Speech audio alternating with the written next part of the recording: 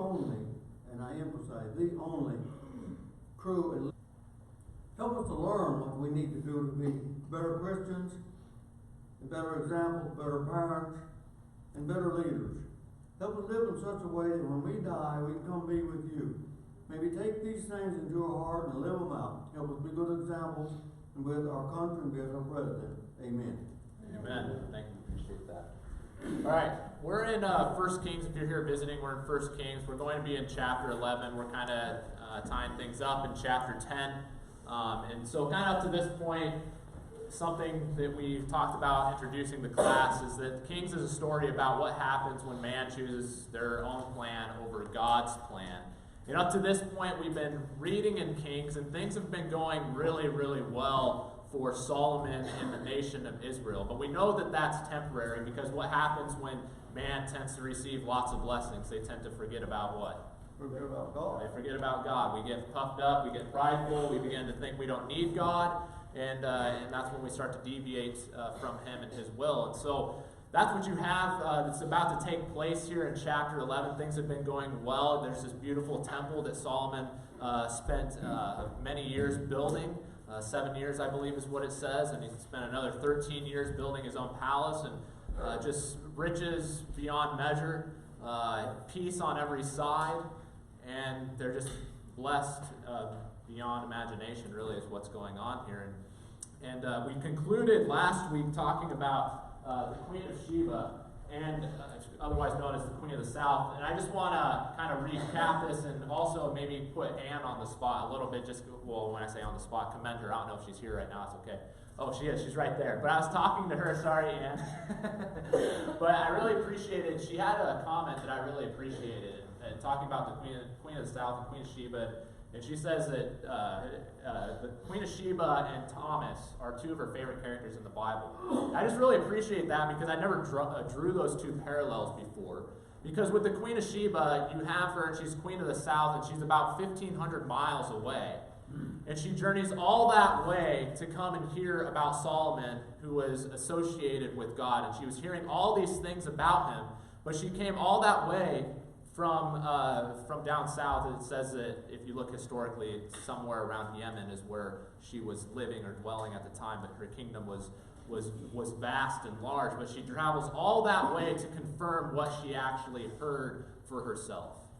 And so she goes to the source, and she says that the things that I heard don't even, it's even better than what I heard, and it's beyond what I heard. And so she sets out and she confirms everything she heard, and I love that, because you tie that, and that's kind of what goes on with Thomas. He's heard these things. He heard that Christ was resurrected, but he needed it to be confirmed. And so he went, and Christ gave him what he needed to believe. And so I just really appreciate that. But Jesus even looks back at the Queen of the South, at the Queen of Sheba, and she says, the Queen of the South, or he says, the Queen of the South will rise up at the judgment with the men of this generation and condemn them, for she came from the ends of the earth to hear the wisdom of Solomon, and behold, something greater than Solomon is here. So basically, we talked about that, and what Jesus is really saying here is that, look, I'm walking among you. I'm God in the flesh. But the Queen of Sheba, she rises up, and to your guys' shame, she traveled 1,500 miles to hear the wisdom that God gave to a man, and here is God dwelling among you, and you're turning away from him. And so he uses Queen of Sheba to their shame. And the application that we bring up is we have the Bibles with us wherever we go, in every room of the house, it seems like. I have them scattered all over the place. We have them on our cell phones. And we see just how far someone was willing to travel, what they were willing to go through, just to hear the wisdom God gave to a man. And here we have the wisdom that God's given us in this book. And what are we willing to do to know it and to study it for ourselves? Are we going to just hear what people have to say about it? Or are we going to come Sunday mornings and Wednesday evenings to hear people talk about it and do all the studying for us? Or are we going to crack the Bible open and get to know it for ourselves and confirm the things that we've heard? And so that's the application that we make from Queen of Sheba as we talked about that. And so she came and she confirmed the reports, and she said, blessed be the Lord your God. And we talked about this as well, that Solomon really is using the wisdom that God has blessed him with to this point to glorify God. He built the temple. People are coming from from all around the world to hear him. And here you have Queen of the South. She's probably coming from a pagan background, most likely, and she's saying, "Blessed be the Lord your God." And so she returns back to her home country after giving him gifts and returns to her land. And you can only imagine, we assume, and the hope is that she took what she learned from Solomon and took everything she saw, and she went back to her homeland and started talking about Yahweh God and took monotheism, one God theology to her homeland. And so this is the plan that God had for Israel, was to glorify him and cause other nations to come to him as well. And so Solomon was doing that. But what we're going to find is that in chapter 11, the wheels fall off. We read in verses 1 through 3. It says, "Now King Solomon loved many foreign women," in chapter 11, "along with the daughter of Pharaoh, Moabite, Ammonite, Edomite, Sidonian, and Hittite women, from the nations concerning which the Lord had said to the people of Israel, 'You shall not enter into marriage with them, neither shall they with you, for surely they will turn away your heart after their gods.' Solomon clung to these in love. He had 700 wives who were princesses and 300 concubines, and his wives turned away his heart." So the question I have up there, could we see it coming? I know that's kind of small font, but I have several things listed here. But, we talk about Solomon. He's the wisest man on earth, and we get to chapter 11, and it seems like he just totally turns away from God. In fact, that is what he does. He turns away from God to false gods. But did this happen just all of a sudden? Did this happen overnight? No, it didn't happen overnight. We have several warning signs that were given to us leading up to this moment. The first one's what? He married Pharaoh's daughter. He makes this alliance, right? Seems like a good idea in the world's eyes. Make peace with Egypt, marry his daughter, make this deal. But what did God say? Not being married. Yeah, because if you do, what's going to happen? They're going to turn you to other gods. Well, imagine that. What God says happens. The Canaanites, by the time Hezekiah's son took over, he had done more evil than that. So God had, in both cases, to put a stop to it. Yeah. I hear you. So he marries Pharaoh's daughter. He wasn't supposed to do that. That's a direct contradiction to what he was supposed to do. They're commanded not to do that. The kings were commanded, and when we read through Exodus, they were commanded. When they go into the land, they're not to marry the foreign wives because God knew that their idolatry would influence his people, and that's what takes place here. But it doesn't end there. We know it's possible that Solomon forced Israelites into hard labor, which was also something that he wasn't supposed to do. And what's interesting about that is we read in 1 Kings chapter 5 and verse 13, it says that, let's see here. Is that the right? That's not the right verse. Sorry about that. Sorry, that's because I'm not in chapter 5. There we go. King Solomon drafted forced labor out of all Israel. But then we go to chapter 9, verse 22, and people say, well, there's a contradiction here because it says that Solomon didn't make any or force any of the people of Israel as far as the actual descendants of Abraham. He didn't force any of the people of Israel to be slaves. And so people take these two verses and it says, well, he took from all of Israel, but then it says he didn't make any of Israel slaves. But there's really no contradiction here at all because it's actually two different words that are used. You have, I believe the Hebrew word in chapter 5 is mas, I believe is what it is, and it's this idea of hard labor. So here you have Solomon, and he drafts people of Israel to hard labor. And it wasn't a condition that they were permanently in. He would send them away for 1 month to go and work in Lebanon, and then he'd bring them back, and they'd have 2 months off. And so that's what was taking place there. Meanwhile, the Canaanites that were left over, they were forced into permanent slavery. But that's still not ideal, and you see that you're going to read that when the kingdom divides, we find out that Solomon, he really forced harsh labor upon his people, and that's kind of something that causes them to rebel, because his son comes along, and he's even harsher than his father before him. And so we see that he's kind of starting to use God's people to serve him rather than everybody working together to serve God. He gathered, dishonest business dealings, possibly. I find it interesting in chapter 9, verses 11 through 13. Here, Solomon, he makes this deal with King Hiram, and Hiram, he's giving him all these things. He gets the cedars of Lebanon, sending all these various things to him, and they make this deal and this alliance. And one of the things that Solomon gave him in return was 20 cities. And does anybody know what happens when... He didn't like it. Yeah, he says, what are these cities? They're good-for-nothing cities is what they are. And so that's kind of interesting. You see Solomon maybe being a savvy businessman, but is that something that a man of God would do? Did he know that these were good cities or bad cities? I'm sure it's something that he knew. So it's just somewhat interesting that we see a pattern of behavior there possibly in Solomon. The other thing, he gathered gold and silver in excess. If you turn back over to chapter 10, you'll see what I mean here. We even see it not just in chapter 10. For instance, we see that they went and gathered, he sent people to gather about 420 talents were gathered of gold were brought to King Solomon in chapter 9 and verse 28. But 420 talents, a talent was about 75 pounds. And so that equates to be about 16 tons of gold. This is just one example. 31,500 pounds of gold in this one excerpt that we're talking about. But you read in chapter 10, and you see just how much gold he had. It said, now the weight of gold that came to Solomon in 1 year was 666 talents of gold. Besides that which came from the explorers and from the businessmen of the merchants and from the kings of the west and from the governors of the land, King Solomon made 200 large shields of beaten gold. So here he's equipping his military with shields of gold. Is that excessive? Shields of gold, 600 shekels of gold went into each shield, and he made 300 shields of beaten gold. 3 minas of gold went into each shield, and the king put them in the house of the forest of Lebanon.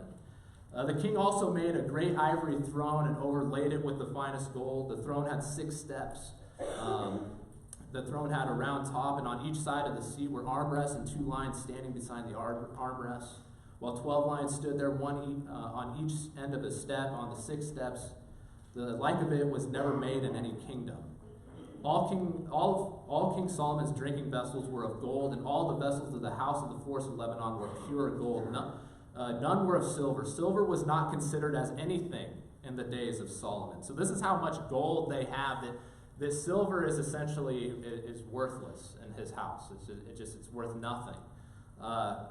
Silver was not considered as anything in the days of Solomon, for the king had a fleet of ships, Tarshish at sea with the fleet of Hiram. Once every 3 years, the fleet of ships used to come bringing gold, silver, ivory, and apes and peacocks. Thus King Solomon excelled all the kings of the earth in riches and in wisdom. And so he gathers excess gold, and that's great. He's gathering all these riches. But why is that a problem? Does anybody know why that in particular is a problem? Let's see. If you read in Deuteronomy chapter 17, it goes against a direct command of God once again. He says, only he must not acquire many horses for himself or cause people to return to Egypt in order to acquire many horses. Since the Lord has said to you, you shall never return that way again, and he shall not acquire many wives for himself, lest his heart turn away, nor shall he acquire for himself excessive silver and gold. Why would God command that the kings not set out to acquire excessive silver and gold? Here he's making shields, really not even using them in military. It's just for looks. He's got this great throne that he's making. Is it beginning to look a bit excessive, all the gold that he's gathering? Would we agree? Yeah. Why is it that God commanded that they don't do this? Any ideas? Because they start thinking they're better than God. Start thinking they're better than God, yeah? Well, one of the things is if you start putting your value in that becomes your focal point and not God. Yep, exactly. And you know, money's kind of one of those things that once we start pursuing it, it kind of becomes this endless pursuit, doesn't it?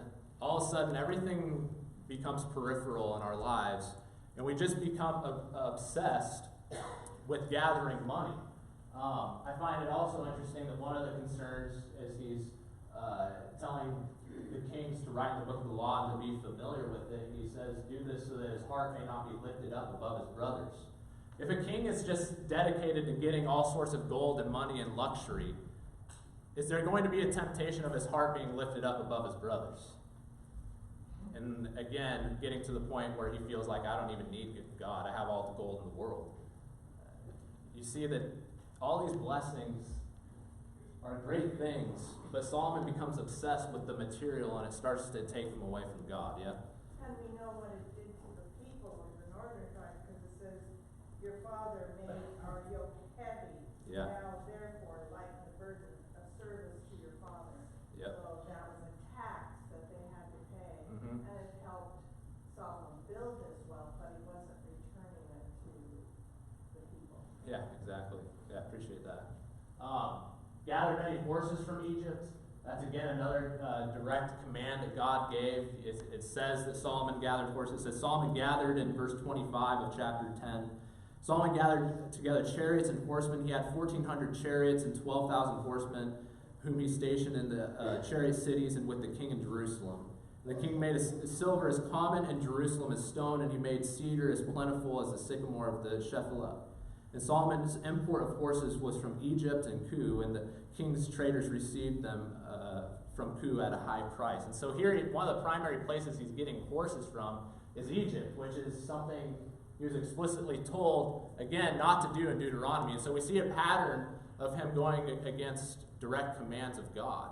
JC, you had your hand up. Well, and in all of this, as the people are slowly losing their sight of God because of how well off things are going, this place is always a center of geopolitical everything. Yeah. It's the crossroads of everything in the world. Yeah. And everybody that's looking at them is going, look at how much gold is in this place. Look at how much, I mean, it's just turning them into a beacon of, hey, look at me.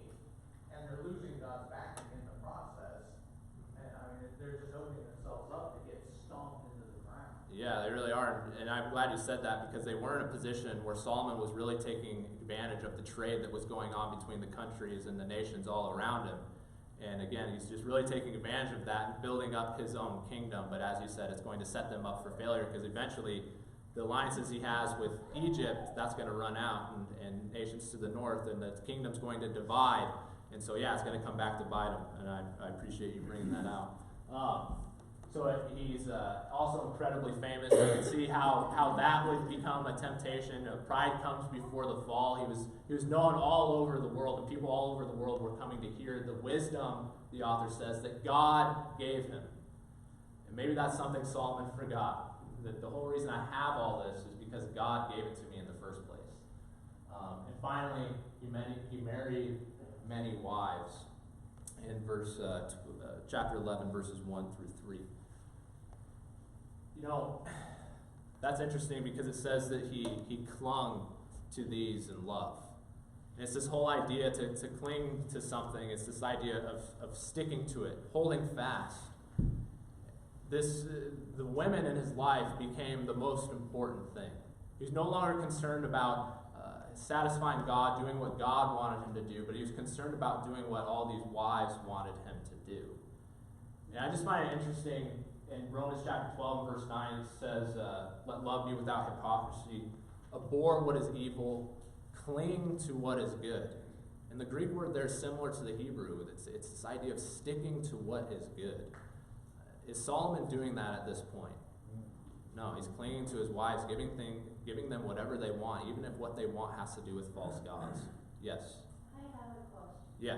My Bible says that a concubine is a secondary wife. It's still a wife.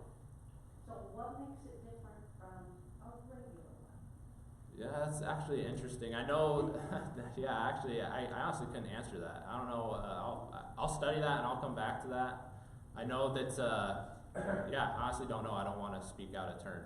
But they're more looked at as, I wouldn't look at it as somebody that you necessarily make vows to. I don't know, Jack, do you have input on that? No. Secondary wife, yeah. Not a primary wife, yeah. I guess that's the idea there, yeah. If I understand it correctly, your wife, first, second, third, would be your heirs. Yeah. You want your sons to come from. Your concubines can come and go. You might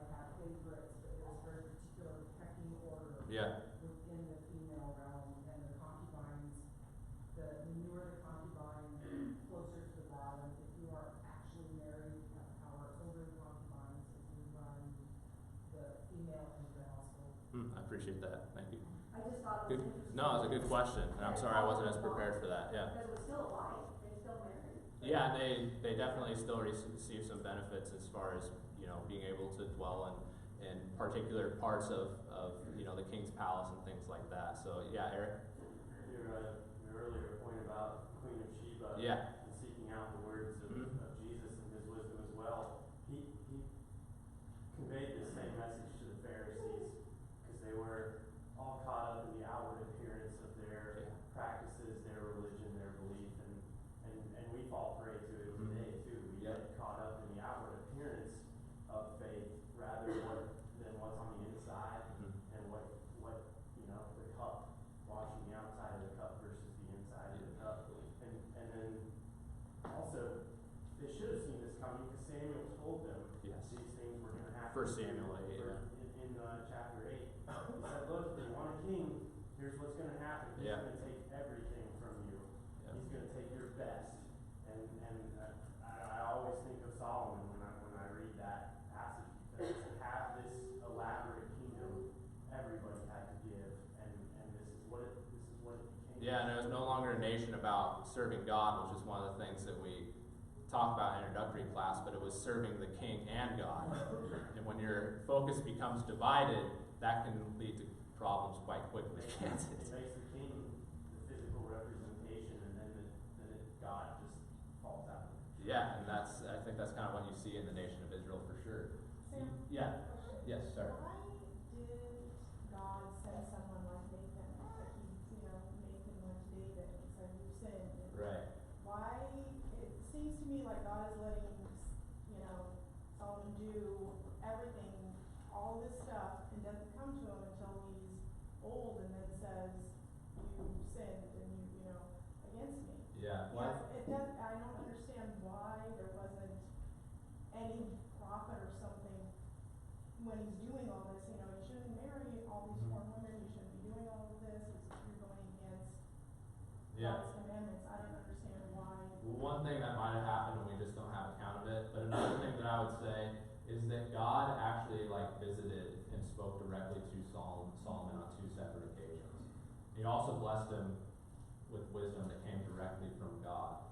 And so to answer that, I think I would say that Solomon knew everything he needed to know in order not to do the things that he was doing. And he did in many ways, which I think makes what he did that much worse. He had all that wisdom and he still did what he did. But anyways, so that's how I would answer that question, I guess. But I put the wrong verse up there. That cross reference is actually Ecclesiastes chapter 5, and it's verses 10 and 16. But here, I want to bring this up when Solomon is obsessed with money. I just find it interesting. Here's a letter, not a letter, but a book written by Solomon himself, and he ends up writing, "He who loves money will not be satisfied with money, nor he who loves wealth with his income. This also is vanity." So there you have it, it's this insatiable desire. He says, "This also is a grievous evil. Exactly as a man is born, thus will he die. So what is the advantage to him who toils for the wind?" And of course, the conclusion of Solomon's book is to fear God and keep his commandments, for this is the whole duty of man. We should take that seriously, as we're people that are often tempted to say, if I had this, I'd be happy, I'd be able to serve God more freely. If I had this, I could do that. And we have these big dreams, and if we had all the riches that Bill Gates had, then I could go and do this. Well, here you have Solomon, a man who had everything. I mean, everything. Everything that you could have at that point in history, he had it. All the gold that you could imagine, 700 wives, 300 concubines.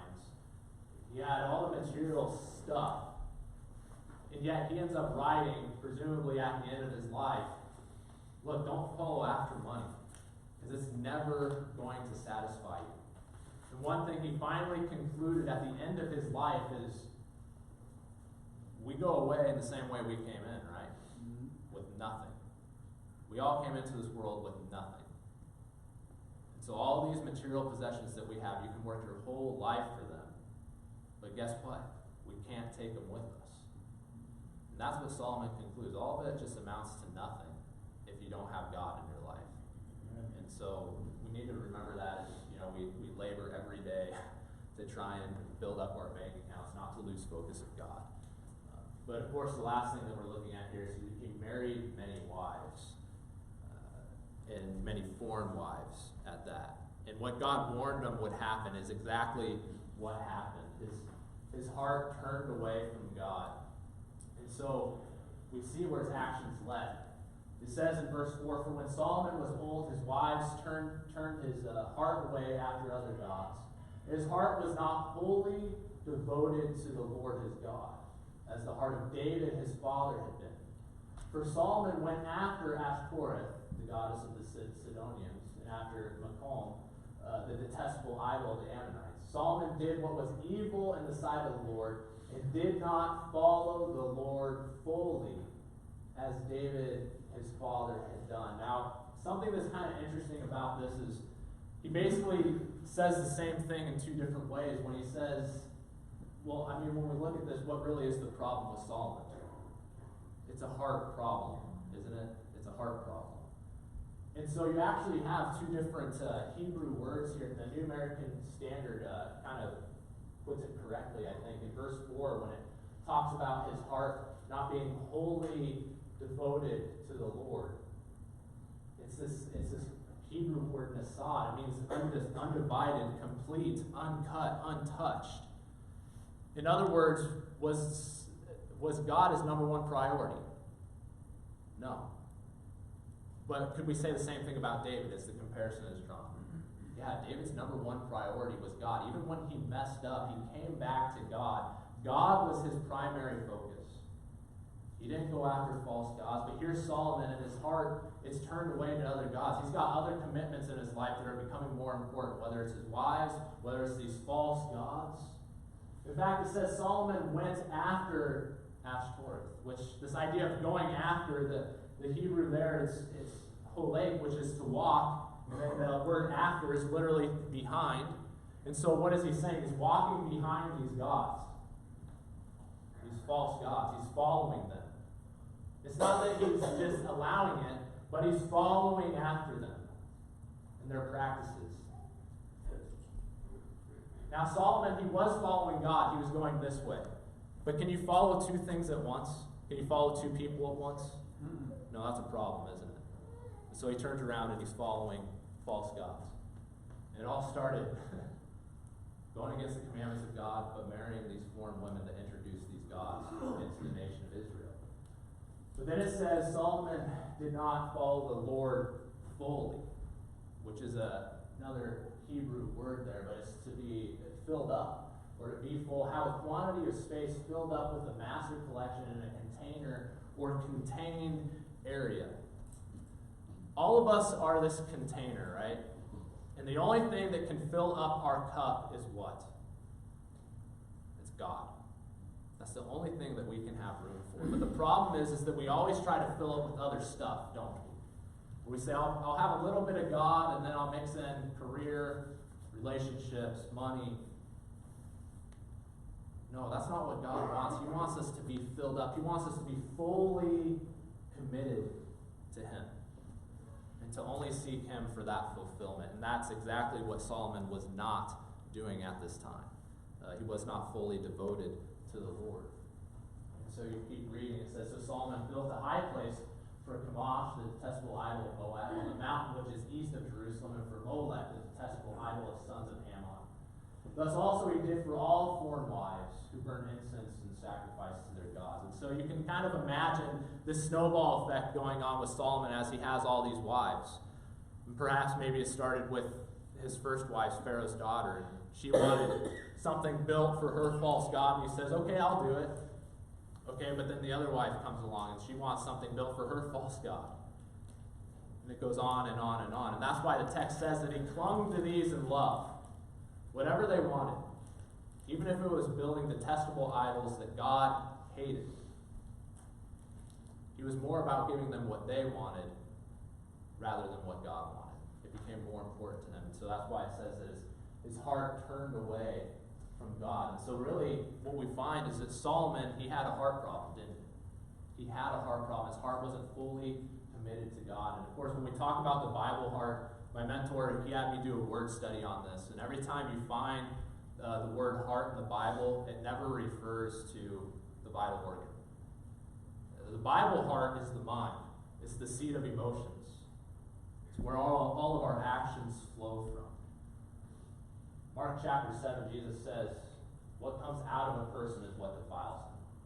For from within, out of the heart of man, comes evil thoughts, sexual immorality, theft, murder, adultery, coveting, wickedness, deceit, sensuality, envy, slander, pride, foolishness. All these evil things come from within, and they defile a person. Solomon had a heart problem. His mind was divided, his attention was taken up by too many things, when all of his focus should have been given to God. Satan's really good at that, isn't he? Getting our minds to go off track, getting our minds to wander places they shouldn't go.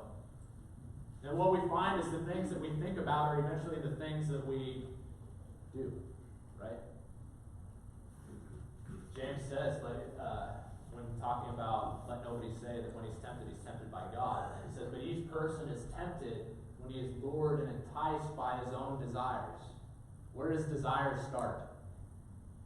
In our hearts, right? In our minds. Our minds wandering, going where places they shouldn't go. Maybe looking at something for too long. It says, then desire, when it is conceived, gives birth to sin. Desire, when that desire hangs around too long and we don't put the fire out, eventually we act on it, don't we?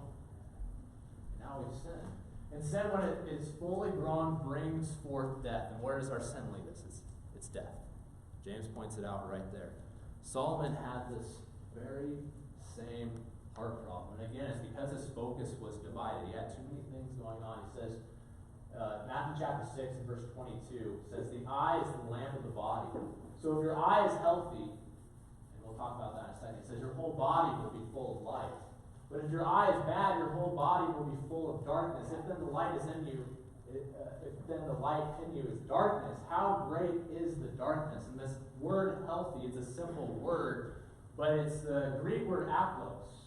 And it's the opposite of diplos, which diplos is single or is double. And so he says when your eye is single, when it's simple, it's kind of that idea.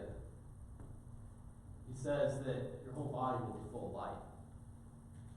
Talk about being single-eyed. What is he talking about? He's talking about our focus being on God. But when we are starting to see spiritually, when we're seeing double, when our eye isn't healthy, if your eye is bad, your whole body will be full of darkness. If then the light in you is darkness, how great is the darkness? Do we think that Solomon was too busy? Did he have too many things going on? Was he chasing after too many temptations? Yeah, he was. His eye wasn't healthy. He was no longer seeing God as the number one thing in his life. And we see in chapter 11, after he builds up Israel, and it gets to this amazing point where God has just blessed them bountifully, he turns away from God and he breaks the covenant, doesn't he? And God's covenant is conditional. And so we continue reading in verses 9 and 10. It says, the Lord was angry with Solomon because his heart had turned away from the Lord, the God of Israel, who had appeared to him twice. I think that goes back to what you were asking. The author brings out the fact that God's angry. And I think one of the reasons that he was so angry is because God visited him twice. And he blessed him with this wisdom. And initially Solomon was just asking for wisdom so that he could guide the people righteously and exact justice in the land, right? But then God appears to him a second time when he's building that temple. And he renews that covenant and he says, I'm going to establish your throne forever. God appeared to him twice. Solomon still turns away from God. God's angry. Verse 10 says, and had commanded him concerning this thing that he should not go after other gods, but he did not keep what the Lord commanded. So Solomon knew that what he was doing was wrong. He had the commands, he had the instruction from God, and he still went against it. But I think we're going to see some grace given Solomon at this point. Because it says in verse 11, therefore the Lord said to Solomon. I think God's still giving him a chance there by visiting him and saying, hey, you've messed up. And by taking this great promise away from him, as he goes on to say in verse 11, since this has been your practice, and you've not kept my covenant and my statutes that I have commanded you, I will surely tear the kingdom from you and will give it to your servant. Yet for the sake of David your father, I will not do it in your days, but I will tear it out of the hand of your son. However, I will not tear away all the kingdom, but I will give one tribe to your son for the sake of David my servant, and for the sake of Jerusalem that I have chosen. Now, the reason I say that there's grace given here is not because of the punishment that's given necessarily to Solomon. But the fact is that this should have been a devastating thing for Solomon to hear. And this is the third time that Solomon had been visited by God. But God, by his grace, spoke to him directly and told him that, hey, what you're doing is wrong. He's giving him a chance. Giving him a chance to recognize how far he has strayed from the path. And perhaps taking away that kingdom promise that he had given to Solomon and to David would be something that would cause him to repent and turn back to God. And perhaps that's why you have the letter of Ecclesiastes, or the letter, I keep on wanting to call it a letter. The book of Ecclesiastes is written by him. Perhaps it's at this point where he decides to write that book. Because it says that when he was old, he turned away from God, but now here God speaks to him. And perhaps it's now that he realizes, wow, I messed up. I blew all these great promises that God had given me. I broke the covenant that God made with me, with our people. And so the covenant is broken in 11 through 13, and he says that God tells him, you know what, the kingdom's going to be ripped out of your hand, it's going to be given to your servant. And he also talks about a divided kingdom. And so here's where I say that the roller coaster starts to go downwards, right? Because up to this point, we've been slowly going up, and now it's just a free fall from here. And so Solomon breaks the covenant, and God raises up 3 adversaries for him, or against him. One man named Hadad of the kingdom, or of Edom, rather. He was in Edom during the days of David, and he fled to Egypt. Well, he was pretty well off in Egypt. He married Pharaoh's, I guess it would be his sister-in-law. And when he finds out David died, he returns back to Edom. And so it says that he was basically going to be a thorn in Solomon's side all the days of Israel. And then he raises up Rezin, king of Syria, and he's also raised as an adversary. And so you got a king to the north causing problems to Solomon. You also have Hadad and Edom, who would be to the south.